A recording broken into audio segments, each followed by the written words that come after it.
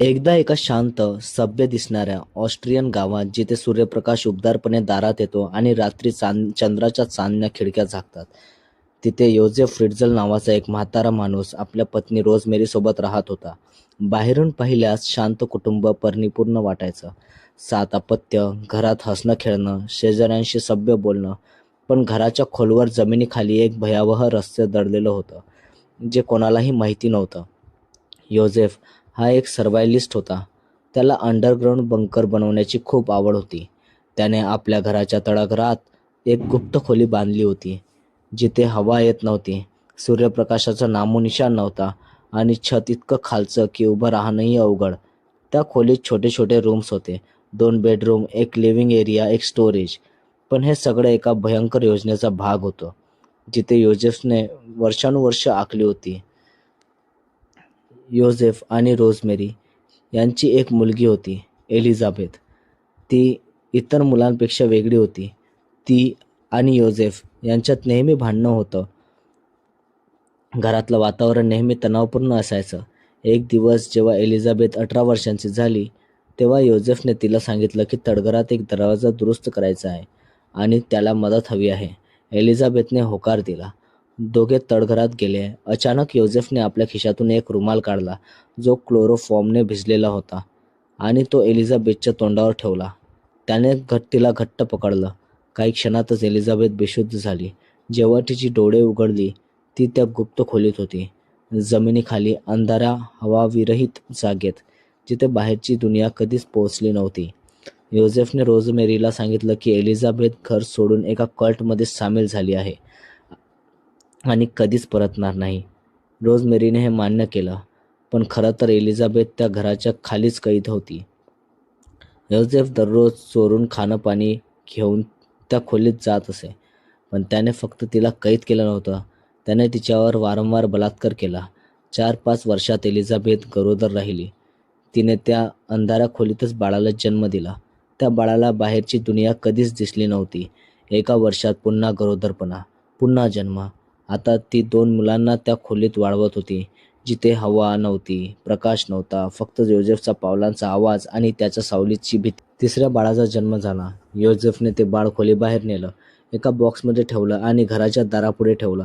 नंतर रोझमेरीला सांगितलं की हे बाळ एलिझाबेथने कल्ट सोडून पाठवलं आहे, कारण ती गरोदर राहिली होती आणि बाळ सोडून गेली. आश्चर्याची गोष्ट ही की रोझमेरीने हे मान्य केलं आणि त्या बाळाला आपलं म्हणून वाढवायला सुरुवात केली. योझेफ थांबला नाही. त्याने असं 7 वेळा केलं. 7 मुलं. एकाचा जन्मादरम्यान मृत्यू झाला. त्यापैकी 3 खाली त्या खोलीत एलिझाबेथसोबत वाढत होती आणि 3 वर रोझमेरीसोबत सामान्य जीवन जगत होती. खालची 3 मुलं कधीच सूर्यप्रकाश पाहिले नव्हते, कधीच बाहेरची हवा श्वास घेतली नव्हती. त्यांना माहितीच नव्हतं की खोलीच्या बाहेर एक विश्व आहे. योझेफने त्या खोलीत एक टीव्हीही लावला होता, फक्त आपल्या नियंत्रणात. तो स्वतः बाहेर सुट्ट्या घ्यायचा, 15-15 दिवसांच्या ट्रिप्स, जग फिरायचा, आनंद लुटायचा. पण घरात अंधाऱ्या खोलीत त्याची मुलगी आणि नातवंड कैद होती. एकदा एक मुलगी जी 19 वर्षांची होती आणि कधीच खोलीबाहेर पडली नव्हती, अचानक खूप आजारी पडली. एलिझाबेथने योझेफकडे भीक मागितली, माझ्या मुलीला हॉस्पिटलला ने, ती मरेल. योझेफ मान्य झाला. त्याने क्रिस्टिनला हॉस्पिटलला नेलं. डॉक्टरांनी तिला पाहिलं आणि थक्क झाले. ती बर्फासारखी पांढरी होती. व्हिटॅमिन डीची कमतरता प्रचंड होती, कारण तिने कधीच सूर्य पाहिला नव्हता. डॉक्टरांनी योझेफला विचारलं, तिची आई कोण? योझेफने पुन्हा तीच कथा सांगितली. एलिझाबेथ कल्टमध्ये गेली, बाळ सोडलं, पण डॉक्टरांना शंका आली. क्रिस्टिनला वाचवायचं असेल तर आईला शोधणं गरजेचं होतं. मीडियापर्यंत बातमी पोहोचली. क्रिस्टिन आणि एलिझाबेथचे फोटो प्रसिद्ध झाले. जर एलिझाबेथ हे पाहत असेल तर हॉस्पिटलला या, असं आवाहन करण्यात आलं. त्या खोलीत टीव्हीवर ही बातमी दिसली. एलिझाबेथने आपलं नाव, आपली मुलगी, बाहेरची दुनिया सगळं पाहिलं. ती योझेफकडे ओरडली, रडली, भीक मागितली, मला हॉस्पिटलला ने. योझेफ मान्य झाला, पण एक अट ठेवली, तुला सगळ्यांना सांगायचं की तू कल्टमधून पळून आलीस, 18 वर्षांपूर्वीच घर सोडलं. एलिझाबेथने मान्य केलं. हॉस्पिटलला गेल्यावर पोलिसांनी तिला अटक केली, कारण त्यांना वाटलं की तिने आपल्या मुलांना सोडलं. पण खाजगीत एलिझाबेथने सगळं सत्य सांगितलं. 24 वर्षांची कैद, बलात्कार, 7 मुले, 3 खाली 3 वर. पोलिसांनी घर तपासलं, तळघरात बुकशेल्फ हलवलं, त्यामागे दार, ते उघडलं. आता अंधार, उकिरडा, भीती. एलिझाबेथ आणि तिची 2 मुले बाहेर आली. त्यांना प्रकाश सहन होत नव्हता. त्यांच्या डोळ्यात भीती होती. योझेफला अटक झाली. रोझमेरीला काही माहिती नव्हतं असं सांगितलं गेलं. पण प्रश्न उरला, खरंच? ती कशी काय काहीच जाणली नाही? दरवाजावर येणारी मुले, योझेफचं वागणं, तळघरातले गुप्त प्रवेश, काहीच शंका आली नाही. सायकोलॉजिस्ट म्हणतात योझेफने हे सगळं प्लॅन केलं होतं. एलिझाबेथ लहान असतानापासून तो बंकर बनवत होता. कारण त्याला माहिती होतं की एक दिवस तो आपल्या मुलीला कैद करेल, तिच्यावर अत्याचार करेल आणि एक नवं कुटुंब निर्माण करेल. एक खाली, एक वर. योझेफ आता जन्मठेपेची शिक्षा भोगतोय, एकटाच एका सेलमध्ये. पण त्याच्या डोळ्यात पश्चाताप दिसत नाही. तो सुट्ट्यांवर जात होता, हसत होता, जग फिरत होता, जेव्हा त्याची मुलगी आणि नातवंड अंधारात मरत होती. रोझमेरी आजही त्या घरात राहते का कोणास ठाऊक, पण त्या घराच्या खाली अजूनही ती खोली आहे जिथे 24 वर्षे एक स्त्री आणि तिची मुले कैद होती, जिथे प्रकाश कधीच पोहोचला नाही, जिथे भीती आणि अत्याचार रोजचा भाग होता. आणि जर तुम्ही त्या घरापाशी गेलात रात्री शांततेत, तर कदाचित तुम्हाला खाली कुठेतरी रडण्याचा आवाज येईल. एलिझाबेथचा, तिच्या मुलांचा, ज्यांनी सूर्य कधीच पाहिला नाही.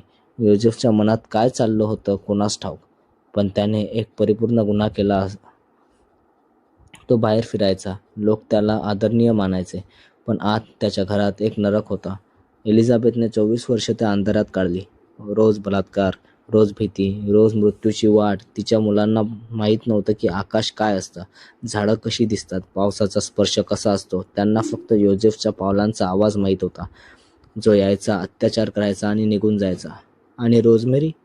ती वर बसून चहा पीत होती, टीव्ही पाहत होती, जेव्हा तिची मुलगी खाली मरत होती. कदाचित तिला माहीत होतं, कदाचित नाही, पण त्या घरातली शांतता ती फसवी होती. ती एका भयंकर सत्याला झाकून ठेवत होती. एका वडिलाने आपल्या मुलीला कैद करून, तिच्यावर अत्याचार करून एक नवं कुटुंब निर्माण केलं होतं आणि जगाला काहीच कळलं नव्हतं. आजही जेव्हा तुम्ही शांतपणे झोपता, तेव्हा कदाचित कुठेतरी एखाद्या घराच्या खाली असंच काहीतरी चालू असेल. कोणीतरी कैद असेल, कोणीतरी ओरडत असेल, पण कोणाला कळत नाही. कारण काही गुन्हे इतके परिपूर्ण असतात की त्यांचा शोध घेणंही अशक्य वाटतं. पण एक दिवस, एक आजार, एक बातमी, एक चूक आणि सगळं उघड पडतं.